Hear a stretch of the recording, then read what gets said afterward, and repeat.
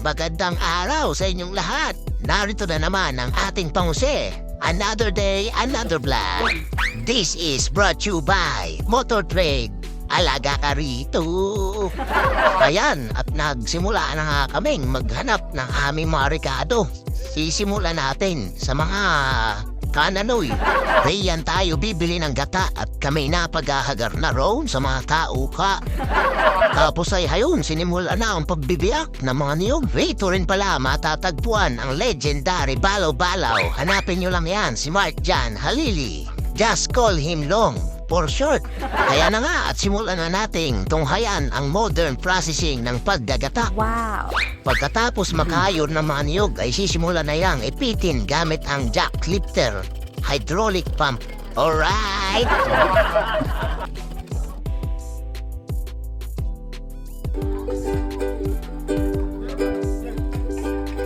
Tapos hayon, pagkatapos ng gata, ay dari-dari na kami pumunta sa aming tariman. Nagmamadali ang ating mga beshiwap. Eklabo. Charis! Yung!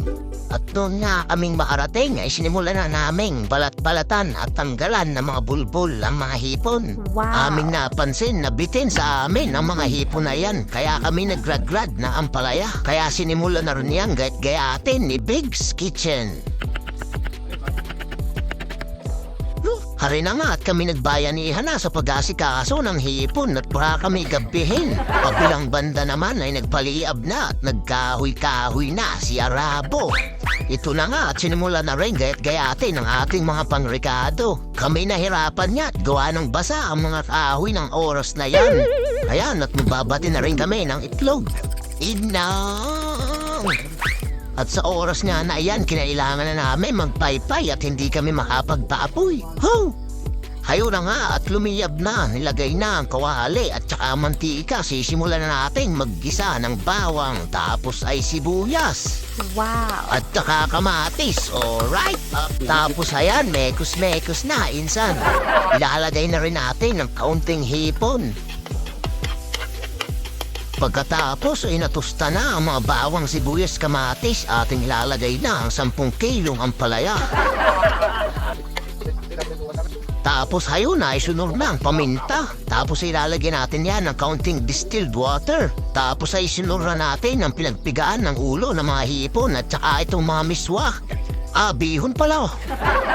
Susunod na natin ilagay ang itlog. Tapos ay lalagyan rin natin ng kaunting asin pampalasa. At saka ang mga chicharong made in Bulacan. Wow! Ayun at halo-halo lahang at titikman na yan ni Chef Boy Indoy. Nakaw, di ba mapait?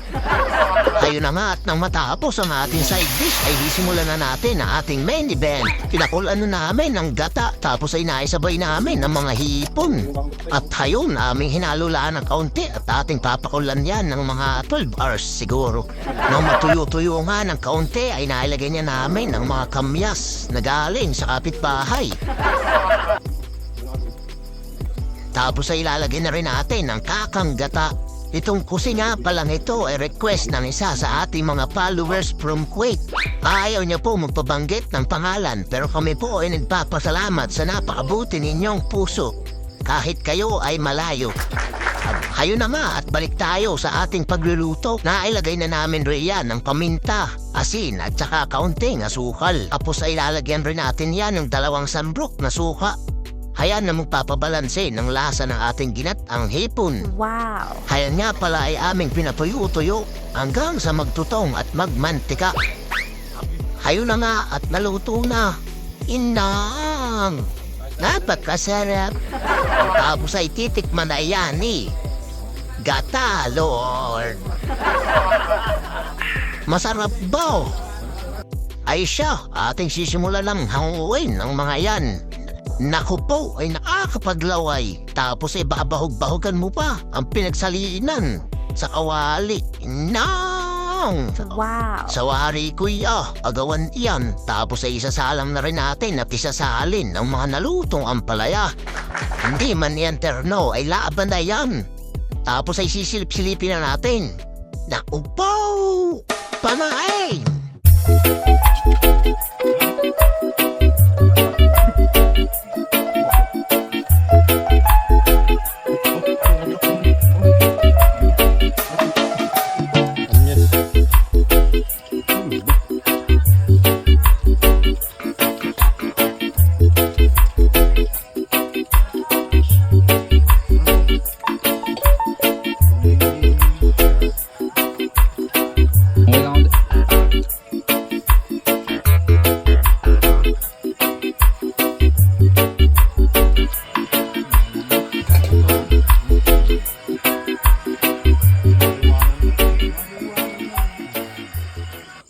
At pagkatapos nga ng bakbakan ay tamang tambay lang.